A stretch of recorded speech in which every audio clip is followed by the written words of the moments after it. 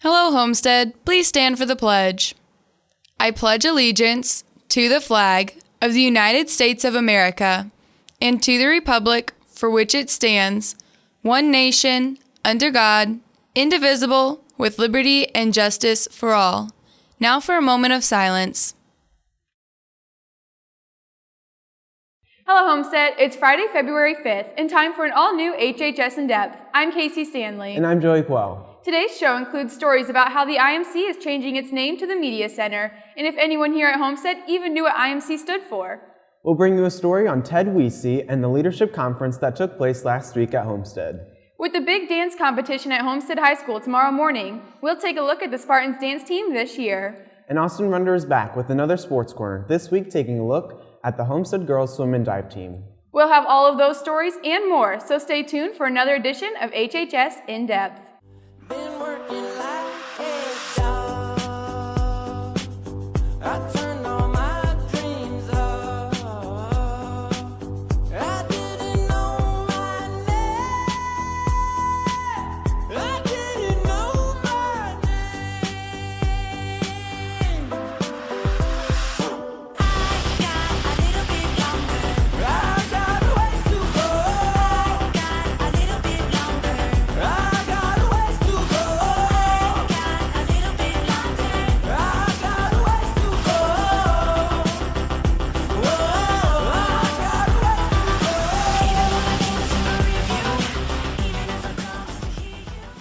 We begin today's show with a story about the IMC now being known as the Media Center. I caught up with media specialist Miss Detter to get the lowdown on why we're changing the name and find out the answer for what the acronym IMC actually stood for. While the IMC is one of the most heavily utilized tools Homestead has to offer, little to no students actually know what it stands for.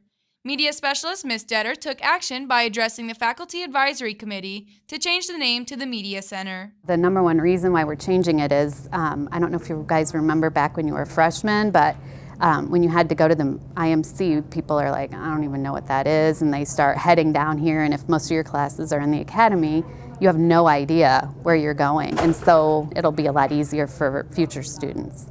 The library may seem like the most obvious term for the Resource Center, but there is a lot more to our Media Center than the books you see through the windows. A media center is different from a library. The old idea of a library would be just books. Like, remember when you were little and you'd have to go to the library and look up something in an encyclopedia, and things aren't that way anymore. We use a lot of technology to get information, and so the library basically doesn't have walls anymore. Of course, we still have lots of physical books and are happy to help people with reference materials, but most people prefer the ease and speed of technology. I hit the halls of Homestead to ask students and faculty what they thought IMC stood for. Intermediate Media Center. Intergalactic Media Center? Interesting Media Center. I'm pretty sure it's the Intermedia Center. Integrated Media Center. IMC stands for I'm Cool, because I come here all the time. And it's Instructional Materials Center, and Mr. Ginder said he figured the name probably came from architectural plans ages ago when the building was built. The transition from IMC to the Media Center has already begun. Now you know, Homestead. For HHS In Depth, I'm Casey Stanley. Seniors, the Kilbourne Scholarship information is now available in Student Services. This scholarship is guaranteed to be awarded to 12 Homestead students. Seniors who are involved in the community or school, are in the top 50% of their class, and involved in some church or religious organization are eligible. Financial need is a factor in determining the amount of the award. See Mrs. Fitt in Student Services for information on how to apply. If you took a higher ed course during first semester, you must turn in a copy of your unofficial transcript from the college or university in order for the grade and credit to be transferred to your Homestead transcript. Please hand those in at Student Services as soon as possible. The Pennies for Patients fundraiser is well underway. Students, please don't forget to bring money to your 5th period class to support the Leukemia and Lymphoma Society and our Woodside Leukemia survivor, Cora. The Homestead Spartan dance team hosts a big competition tomorrow morning here at Homestead. Reporter Sammy Lamont brings us a story to tell us more about our Spartan dance team this year. Dance Team is a group here at Homestead that works year-round to perfect their dances for competition. Although competition season lasts 4 months, even just one day of competition demands more time and energy than you would think. Competitions start early in the morning. We get on the bus, depending on if we're up north at Lake Central or Munster, they can go as early as 3 or 4 in the morning on the bus, or local competitions like Northrop, we can start on the bus at 8. And then they run all day. We compete in 3 categories for the most part for varsity, and then 2 for JV. It's a pretty long day. It could go anywhere from leaving in the morning at 4 a.m. and not getting home until 11 o'clock at night. Every year they create new dances, each with its own unique theme and story to tell. The point of both JV and varsity jazz team dances this year is to show to tell a story, to show their emotional side and not necessarily be attack and sharp and aggressive, to let down their guard and be a little bit more intimate with the judges. Our hip hop routine, JV this year, is a British theme. Their music's kind of just poppy, gets the crowd pumped. And then varsity's theme is a toy soldier, kind of off of a Toy Story theme. With competitions getting more competitive as the season progresses, the dancers strive to reach their similar goals. Our goals this year, first of all, are to beat our biggest rival, Lake Central, who has won AAA jazz competition for 20 years running, which is a pretty big deal. So we're trying to break that streak. Obviously, to do our personal best and to grow as a team, individually and all together, but we always have this goal to beat LC. It's pretty difficult because they're known to usually get first place, and sometimes we think it's unfair, but it's good for us to not have first place, because then we'll have something to work towards, and then eventually maybe at state we could get first place. That'd be pretty awesome. Even though they all have different favorite parts of the activity, these reasons ultimately encompasses their passion for dance. My favorite part about team is the bond that's created during practices and competitions, because you don't get this anywhere else, and this team's my family, and I love it. Dancing on the floor, for sure. When I go out, just being with that team, there's a feeling that you get when you're on the floor or when you're dancing next to your teammates in practice. If there's a really good run, definitely going out and just doing it and feeling that emotion bounce off of each other and the energy. It's unlike any other feeling I've ever felt in my life, and I love it. Probably the bus rides to competitions. It's when everyone is just really hyped for the day, or on the way home we're celebrating the place we got, or just kind of being one as a team or building as a team. If you want to watch these amazing performers in motion, come out to their competition tomorrow here at Homestead at 8 o'clock. For HHS In Depth, I'm Sammy Lamont.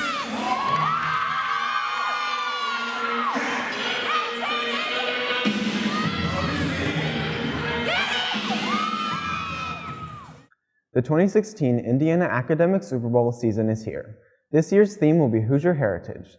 Teams from Homestead will compete in a quiz bowl format in 5 subject areas, which include science, math, fine arts, social studies, and English.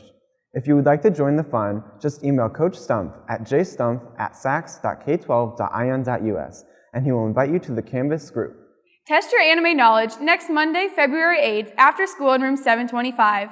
Stop by for a few rounds of Kahoot and snacks. Everyone is invited, so go out and play against your friends and club members.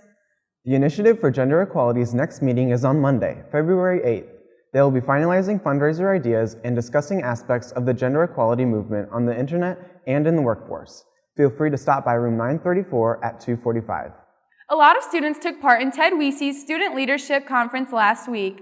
But to learn more about what it was about and how students were affected by it, reporter Ali Qureshi brings us a story with those answers. You may remember the leadership program led by Ted Weesey last week. Over 400 Spartans had the chance to be a part of the program and learn from Ted on how to be a better leader. Whether you are part of the program or not, it is bound to have an impact on every Homestead student. It's called the Challenge Leadership Program, and it's designed to get students to think about how they can be a leader in the school and make a positive difference here at Homestead. The program helps students learn what it means to be a true leader and how to help others feel better about themselves. The program was about building student leadership and teaching students to take a stand against bullying so they can better improve the school's quality. Making students better leaders and promoting a better environment for the students of Homestead to be in, and to help uplift kids who aren't maybe noticed as much.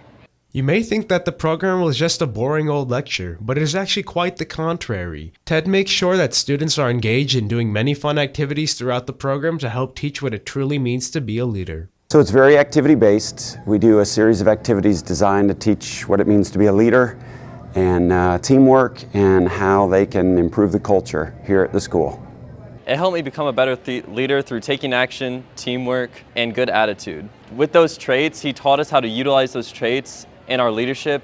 Not only is the program designed to be fun and engaging for students, Ted also made sure that the students learned how to leave a lasting positive impact on the school. This will help Homestead because the program created a community of leaders that were now put into Homestead. And if they use the traits that he taught us through the program, then the atmosphere of Homestead will be a lot better. So it gives students an opportunity to meet other people, to feel like they can make a difference, and work with people in a positive way that, that overall has a positive impact on the culture and what goes on here at Homestead. Whether you were a part of the program or not, Ted wants to make sure that all students help each other feel better, and most importantly, stay feeling great. Reporting for HHS In Depth, I'm Ollie Qureshi. Spanish Club will meet after school Tuesday, February 9th in Senior Peepers Room to discuss the spring's trip to Chicago. Please stop by for a short meeting. Variety show auditions will be on February 10th and 11th after school in the auditorium. Go see Mr. Shaw in the choir room with questions or to sign up for an audition. Girls preseason track and field conditioning is being held on Mondays, Tuesdays, and Thursdays. If you are not in a winter sport and intend on being on the team, you need to attend these practices. Go see Mrs. Tiernan if you have questions. And now here is Austin Render with another Sports Corner. This week, Austin profiles the girls swim and dive team, who will compete in sectionals this weekend. Hello Homestead, I'm Austin Render, back with another edition of the Sports Corner. The girls swim and dive sectionals are coming up this weekend, and I got a chance to check in on their progress this week at practice. The Homestead girls swim and dive team is preparing for sectionals this weekend, but first they took a moment to reflect on the season that was. This season, everybody's done really, really great. We've had a lot of best times all across the board from freshmen to seniors, and I'm really excited to see how much more time we drop. We've gone 1, 2, and 3 at a lot of the meets, so that's been pretty good. And when Blair was on the team, we usually went 1, 2, 3, 4, so we've been doing a really good job overall as a team. We've had an exceptional year. We've done really, really well. I'm really excited about the rest of this week, and I'm excited about getting into this meet because we've been swimming like exceptionally fast, especially unrested. The girls swim and dive team was young this year, so the few upperclassmen have been vital to the success of the team. The seniors are really great. I really look up to them. They always help me out. As a freshman, I really looked up to them then, and I still they push me harder to become a better swimmer, and it's really nice to have them around. It's been a lot different than my freshman and sophomore year, just because we got a new coach and everything. It's gone really smoothly this year. Senior class this year, it's a special one for me. They've been very receptive to all the new things that we've asked them to do, to all the challenges that we've asked them to overcome. That group in particular has done a fantastic job. Confidence isn't something that's lacking amongst the girls on this swim and dive team. Last year, I placed 5th at state as a freshman, so that was really exciting. So I hope that this year I can at least get 5th at state, or at least get there, and then hopefully place top 5. I think the biggest goal would definitely be to win sectionals. That's kind of the major one. But overall, we just want to see a lot of big time drops from everybody and have everybody swim the best race they know they can swim. Coach Matten feels the work needed to succeed in the postseason has been done throughout the season, not just the week before. At this point in the year, really, the saying is we've put the hay in the barn already. The work that they put in for some of these kids all year, all summer, certainly through the fall and through the winter, all that training is so when we get to this point in the season, we can just sort of sit back a little bit, we can relax, and we can celebrate the work that we've put in over the last year. The girls swim and dive team will be at Southside tomorrow for the sectional finals at 5:30. This past Wednesday, 3 Spartan wide receivers signed to continue their education and play football in college next year. Ben Skronik signed to play football at Northwestern University next fall. Austin Kreider signed with Siena Heights University, and Jonah Watson signed to play for Trine University. We want to wish Ben, Austin, and Jonah the best of luck as they continue their playing careers at the next level. A reminder tonight, the girls basketball team is back in action in the sectional semifinals. They take on Jay County right here at Homestead at 7:45. If they win, they will play the winner of Southside and Huntington North tomorrow at 7:45 in the sectional championship. Also tomorrow, the wrestling team heads to regionals at 9 a.m., and at noon, the girls gymnastics team will be at the Marion Invitational. Good luck to all Spartans competing this weekend. I'll be back with a new episode next Thursday. Reporting for the Sports Corner, I'm Austin Render. Well, that wraps up this edition of HHS In Depth. I'm Casey Stanley. And I'm Joey Quell. Thanks for watching today. And now, here are this week's Pictures of the Week. Congratulations to this week's winners, Senior Chris Goad and Senior Sahar Moshraf. To submit your photo for the Picture of the Week, just email a high-resolution photo with your name and grade level to hhsindepth@gmail.com. Today we leave you with a song exclusive to Homestead's radio station, the .91 FM. Have a great weekend, and we'll see you next Thursday.